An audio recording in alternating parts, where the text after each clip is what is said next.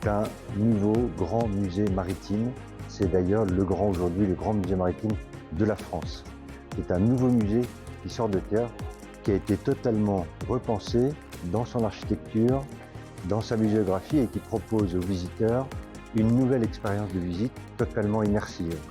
On veut que le visiteur puisse changer de monde, se sentir en mer et être sensibilisé à l'importance de la mer et à l'avenir de notre planète bleue. En ce sens, ce musée s'ouvre vers les enjeux maritimes d'avenir, tout en faisant ce lien avec l'histoire. Et donc dans un lien, l'histoire, ce qui se passe aujourd'hui en mer et les enjeux maritimes de demain que nous proposons aux visiteurs.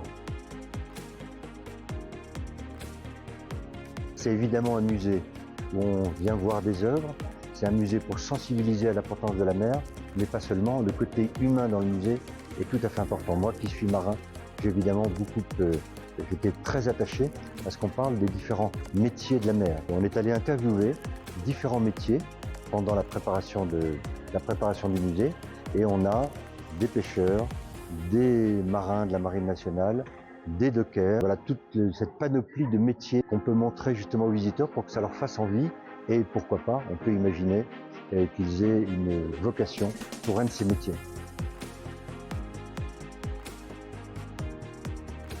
Question très difficile pour un directeur. On a passé plusieurs années à sélectionner chacune des 1000 œuvres dans le musée et donc elles sont toutes incontournables, elles sont toutes merveilleuses.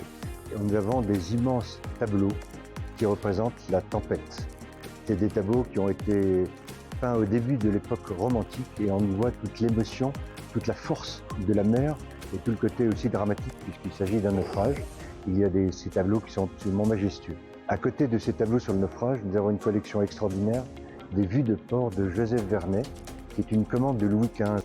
Et puis enfin, je terminerai par une sculpture, une figure de proue absolument majestueuse, qui est un Napoléon qui est sculpté comme un empereur romain. Une sculpture qui fait plus de 4 mètres de haut et qui était à l'étrave d'un bateau qui s'appelait le Iéna, évidemment, pour mettre en valeur la grande victoire napoléonienne sur terre du Iéna. Voilà. Et puis évidemment, j'invite tous les visiteurs à venir voir toutes les autres œuvres qui sont majeures dans le musée.